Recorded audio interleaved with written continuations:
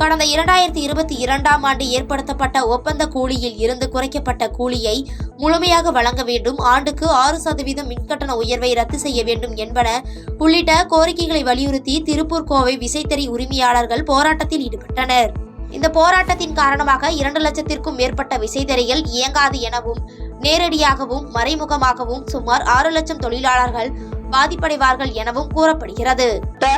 கூலிக்கு நெசவு செய்யும் விசைத்தறியாளர்கள் பலகட்ட பேச்சுவார்த்தை நடத்தி அதுக்கு எந்த விதமான ஒரு எதிர்பார்ப்புக்கும் இணையான கருத்து வராதனால மீண்டும் முயற்சி பண்ணி எல்லா கூட்டமைப்பும் சேர்ந்து இன்னைக்கு தறி பவர்லூம் நாடாவில் இயங்குற தறி சாதா தறி ஸ்ட்ரைக் அறிவிச்சிருக்கிறோம்.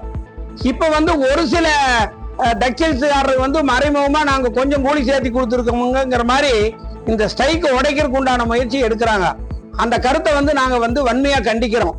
பாதகம் செய்பவரை கண்டால் நாம் பயம் கொள்ளலாகாது பாப்பா, மோதி மிதித்து விடு பாப்பா, அவர் முகத்தில் உமிழ்ந்து விடு பாப்பா. அண்மை செய்திகளை உடனுக்குடன் தெரிந்து கொள்ள இணைந்திருங்கள் எம் நாடு தொலைக்காட்சியுடன்.